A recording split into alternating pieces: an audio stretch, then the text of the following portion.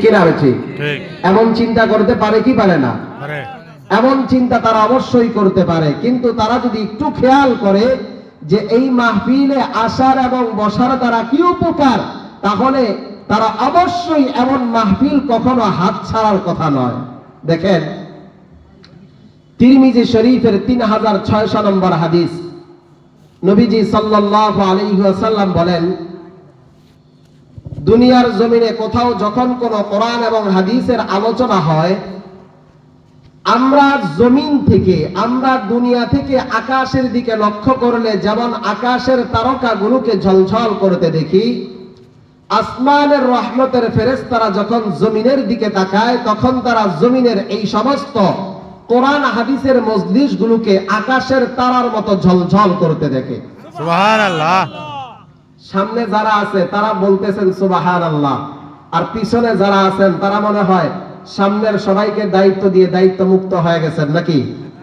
পিছনে যারা আছেন তারাও একটু আওয়াজ দিয়ে বলেন না সুবহানাল্লাহ, সুবহানাল্লাহ। তখন ফেরেশতারা এসে এই সমস্ত মাহফিলের চতুর্দিক বেষ্টন করে বসে যায়। আমরা মানুষ একজনের পাশে আরেকজন বসি, হয় সামনে, না হয় পিছনে, না হয় ডানে, না হয় বামে, কিন্তু ফেরেশতারা একজন আরেকজনের উপরে বসে। কোথায় বসে? একজন আরেকজনের উপরে বসে। এইভাবে বসতে বসতে তাদের সিরিয়াল আল্লাহ তাআলার আরশ আযীম পর্যন্ত চলে যায়। সুবহানাল্লাহ। এখন প্রশ্ন হলো, তাহলে ফেরেশতারা একজনের উপর আরেকজন বসে কেন? আমরা মানুষ যেমন পাশাপাশি বসি, ফেরেশতারাও পাশাপাশি বসে না কেন? একজনের উপর আরেকজন বসে কেন? এমন প্রশ্ন হতে পারে কি পারে না? এই বর্তমান সময়ে ওয়াজ করতে গেলে খুব বিপদ। চতুর্দিক চিন্তা করে কথা বলতে হয়, কোনো একটা কথা যদি ভুল হয়ে যায় তাহলে মারাত্মক সমস্যা। গতকালকে পিরোজপুর ছিলাম, এই পিরোজপুরের মাহফিলে এই হাদিস যখন শুনাইলাম, মাহফিলের পর আমার এক মুরব্বী ডাক দিয়া বলে, হুজুর আমার একটা প্রশ্ন।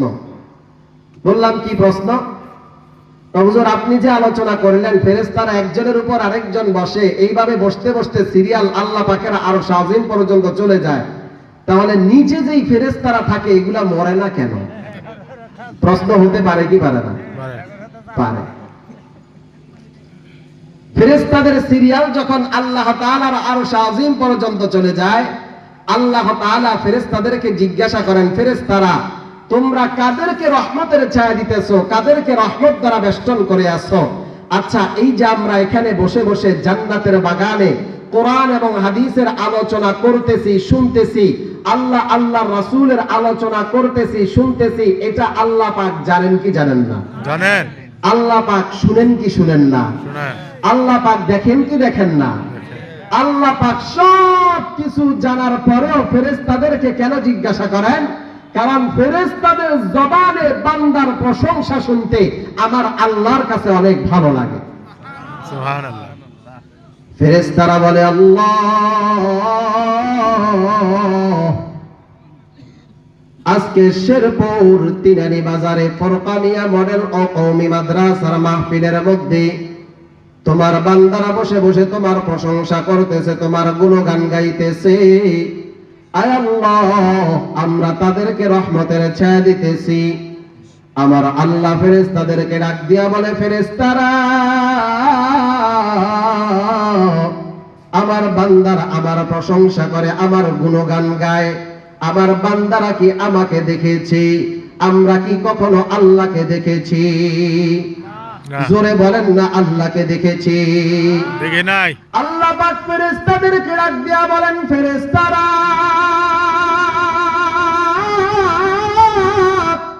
আমার বান্দারা আমার প্রশংসা করতেছে, আমার বান্দারা আমার গুণগান গাইতেছে, আমার বান্দারা কি আমাকে দেখেছে?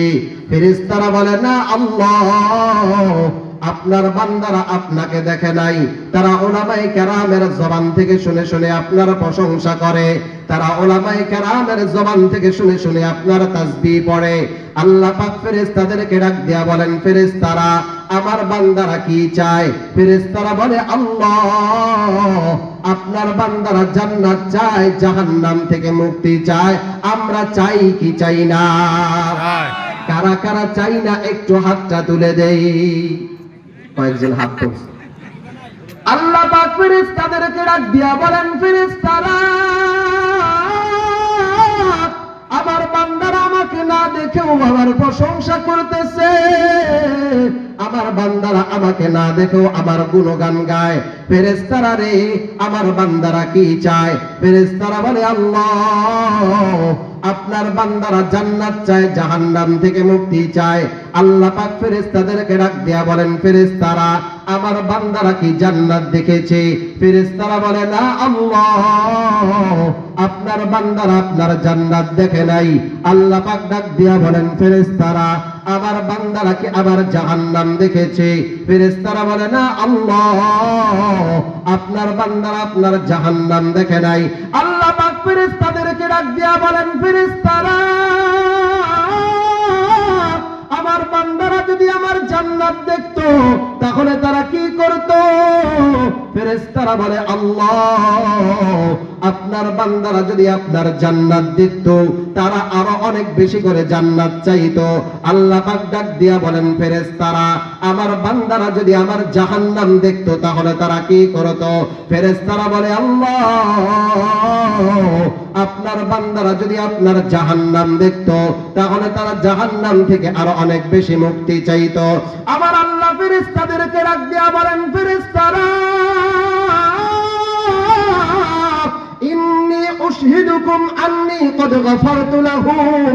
ও ফেরেশতারা, তোমরা সাক্ষী থাকো, আমার যেই বান্দারা এই মুহূর্তে তিনানি বাজারের ফুরকানিয়া মডেল ও কওমি মাদ্রাসার মাহফিলের মধ্যে বসে বসে আমি আল্লাহর প্রশংসা করতেছি, আমি আল্লাহর গুণগান গাইতেছি, আমি আল্লাহ তাদেরকে মাফ করে দিলাম। সুবহানাল্লাহ। আর আসতে বলেন না সুবহানাল্লাহ। সুবহানাল্লাহ। ফেরেশতারা আমার আল্লাহকে ডাক দিয়া বলে, আল্লাহ,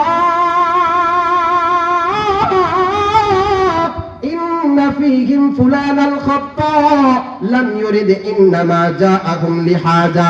ওগো আল্লাহ, ফুরকানিয়া মডেল কওমি মাদ্রাসার মাহফিলে যারা বসেছি আপনি তাদেরকে মাফ করে দিলেন, অথচ তাদের মধ্যে আপনার এমন একজন বান্দা আছে যেই বান্দা বাজারে বুট কেনার জন্য আসছে, যেই বান্দা বাজারে সন্তানদের খেলনা কেনার জন্য আসছে, যেই বান্দা বাজারে আড্ডা দেওয়ার জন্য আসছে, যেই বান্দা বাজারে চা দোকানে চা খাওয়ার জন্য আসছে, ওই বান্দা তো মাহফিল শোনার জন্য আসে নাই।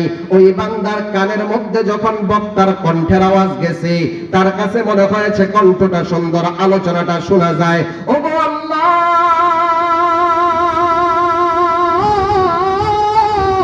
আপনি তাকে কেন মাফ করে দিলেন? ওই বান্দা তো ওয়াজ শুনতে আসে নাই, ওই বান্দা অন্য আরেকটা কারণে আসছে, আপনি তাকে কেন মাফ করে দিলেন? আমার আল্লাহ ডাক দিয়া বলে, ফেরেশতারা, হুমুল কওমু লা ইয়াশকালাহুম জালিস। তিরমিজি শরীফের 3600 নম্বর হাদিস। যদি ভুল হয় উলামায়ে কেরাম শুধরায়া দিবেন। 3600 নম্বর হাদিসের শেষ অংশে আল্লাহ পাক ফেরেশতাদেরকে ডাক দিয়া বলে, ফেরেশতারা, হুমুল কওমু লা ইয়াশকালাহুম জালিস। এই মাহফিলের এত দাম, এই মজলিসের এত দাম, এই মজলিসে আমার যে বান্দা বসবে, যে কারণে বসুক না কেন, আমি আল্লাহ তাদেরকে মাফ করে দিলাম। সুবহানাল্লাহ। এমন একটা সুসংবাদ শোনার পরেও যদি এখনো চা দোকানে বসে বসে আড্ডা মারে তাহলে বুঝতে হবে কপাল পড়ে গেছে। কি পড়ে গেছে? কপাল পড়ে গেছে। সম্মানিত হাজরিন, এই জন্য আমি অনুরোধ করব, যারা এখনো চা দোকানে এখানে সেখানে বসে বসে আড্ডা দিতেছেন, আপনাদেরকে যেন আল্লাহ রাব্বুল আলামিন দ্রুত মাহফিলের প্যান্ডেলে আসার তৌফিক দান করেন। সবাই বলি আমিন। অল্প সময় আলোচনা হবে, আমি 1 ঘন্টা সর্বোচ্চ আলোচনা করব।